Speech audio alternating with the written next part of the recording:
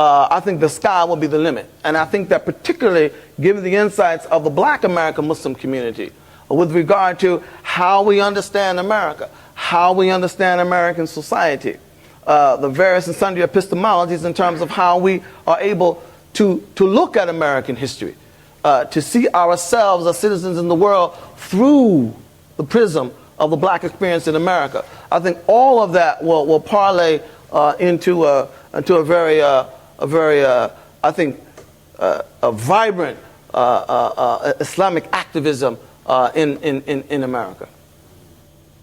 But again, it's about laying those foundations. Yeah. Can I just ask a personal question? I don't know. Yeah. I mean, no, it's not personal, as in reality TV. But why is it that are Muslim? What is it distinctive about Islam that gives you an angle of vision? I think about this myself. Why do I remain a Christian? You know, because I mean, I could be wrong. I could deeply be wrong. I don't think I am, but I need to raise that question. Most of my heroes are atheists, Samuel Beckett and Chekhov and others, but they had deep love. But I think they're wrong on the God question.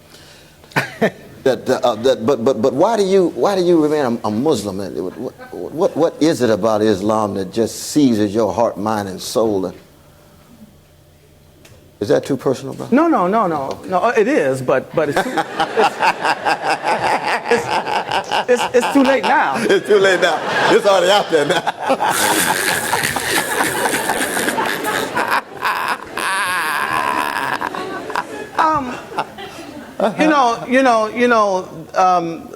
This really, in some sense, goes back to the question about liberalism that I asked you, which, in a sense, was not about sort of political liberalism, Democrats versus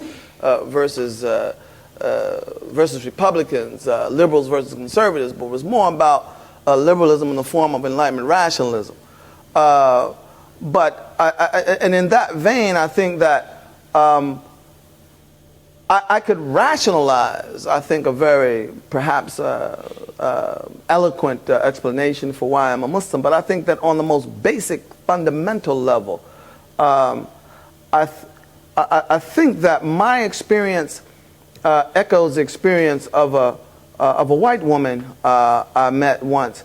I was teaching at a program in New Mexico for high school teachers who were teaching, I think it was world history, and they had world religions as a part of the component, so they came in to learn about Islam. And she came up to me one night at dinner with tears in her eyes, and she said, I had a conversation with my husband on the phone a little while ago, and it was a very sort of scary one, because I said to him, honey, I've discovered that the religious beliefs that I've had, the fundamental religious impulses, beliefs, and sensibilities that I've had for most of my life, I discovered that there's a name for them, and it's Islam. So for me, Islam seemed to resonate with the religious sensibilities that I had had. And those religious sensibilities are primarily sensibilities that say that, you know, it's important not simply to live righteously or simply to live fully, but the real stuff out of which a dignified existence is made is how we combine the values of living righteously and fully. And that, to me, is fundamentally what Islam represents. It is a religion fundamentally of struggle. You can't be a serious Muslim without accepting the fact that life is a struggle. We look out on the world, we see it as it is, and we feel compelled to try to make it closer to what it should be. And so for me, religion is not this sort of hyper-rationalized thing. There's a role for reason in it. Yes, don't get me wrong here. Sure. But it's not one that that is purely a matter of sort of philosophy in religious terms. For me, religion is my religion is a lived reality that is confirmed in my own dynamic, almost tragic relationship with the divine as I live it every day. That's me. Oh, no, that's powerful. Now, I'm not going to get personal. Oh, no. No, you can get personal with me, though, brother. That's all right. I got a memoir out there that just lays the whole thing out in it.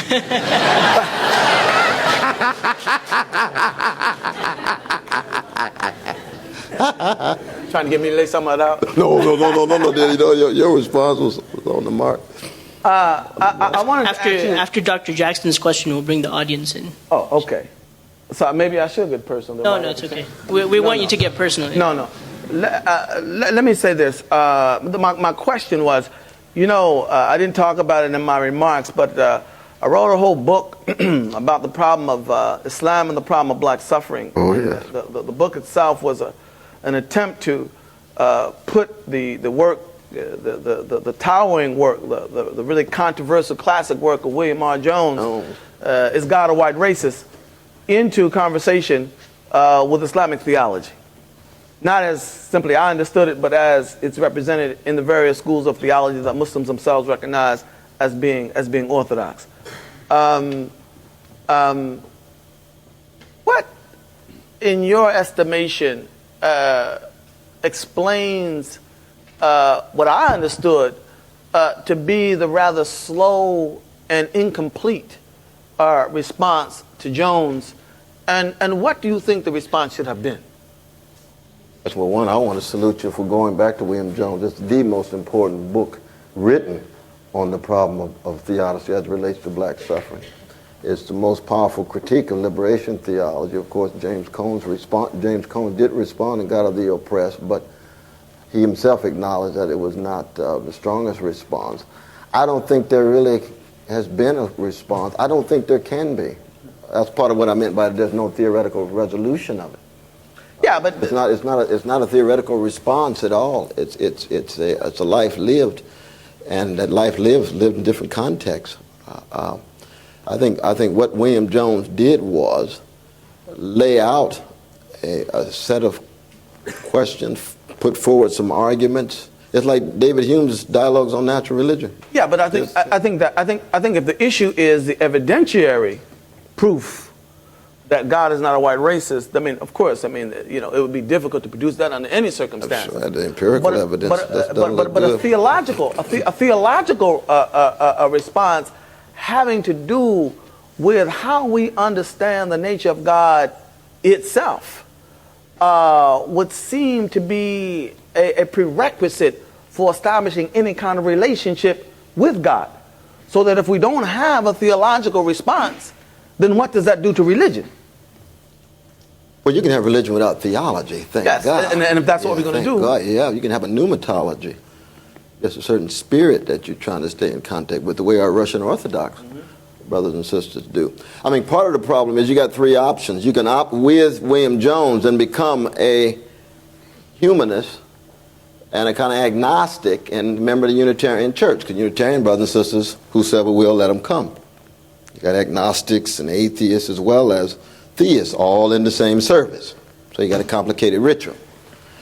Or you can become a defender of a finite God, a God who is in the same boat as human beings, and if the boat goes down, that God goes down too. That God might be a little bigger than the human beings, but still a finite God. Now, whether that God is worthy of worship, question. Most of the black theologians would argue that a finite God is not worthy of worship. If the God is right next to you, catching as much hell as you are, why are you going to worship this motherfucker? Want to be able to look up and say there's some power coming your way. But on the other hand, then you fall back into the Orthodox position, which is the claim about all-knowing and all-powerful and benevolent, you see.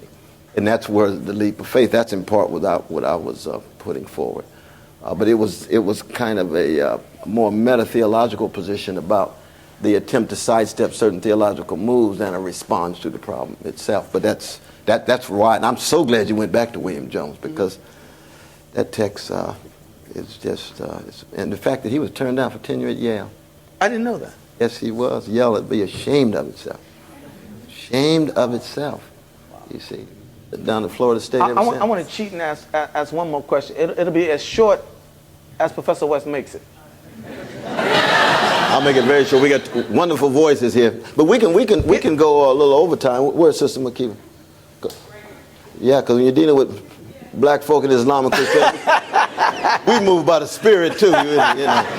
That's right. This calendar time ain't got nothing to do with it. But you asked me on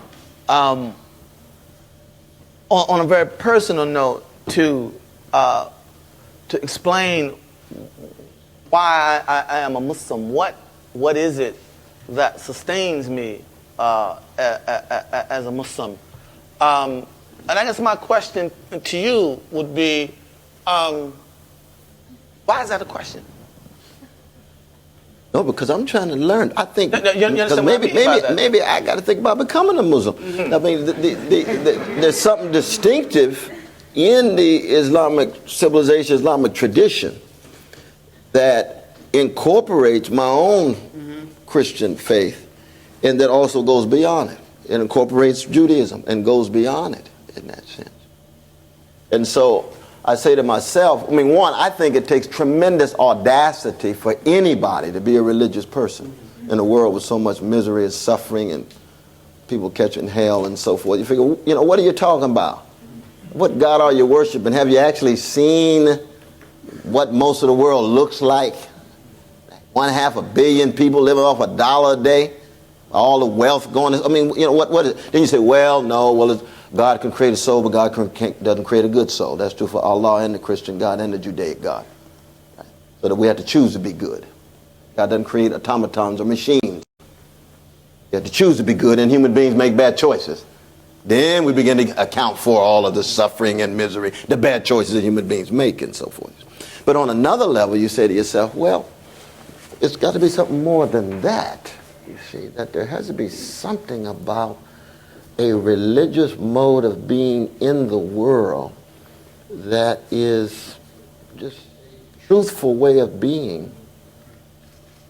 But I really do believe that the Christian faith has fundamental truths about the world. I believe that love as the one thing, a force that tries to break the dominant cycle of bigotry and domination and so forth, is true.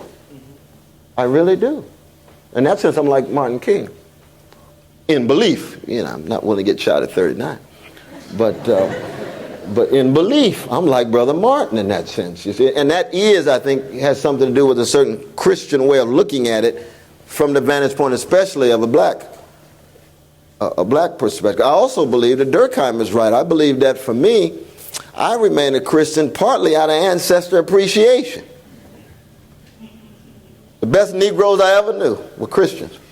My mama, my daddy, my grandfather, my granddaddy, my aunt, my uncle, the folk I run into, Martin and so forth. I said, wait a minute, if these folk are such high quality people, there got to be something about Christianity. But then I run into Rabbi Abraham Joshua Heschel. Prophetic Judaic brother, I like to be like him. I do. He's got that kind of compassion in him. So I begin to see the overlap. Oh, well, I see it's really the Hesses to loving kindness. And so then I run into Taha, towering Muslim figure. God, I want to be like him. So the question becomes, ancestor appreciation is not a basis of religion, but it's an element of one's own religion in light of the context in which you grew up and what shaped you. Then there's an issue of spiritual inspiration and the issue of moral motivation. What is going to sustain you as you deal with the darkness of the world? When your mother dies, when you're dealing with the precious kids in Trenton, when you're dealing with unemployment rates, what's going to sustain you fighting against suffering? What stories are going to be in place to help you endure?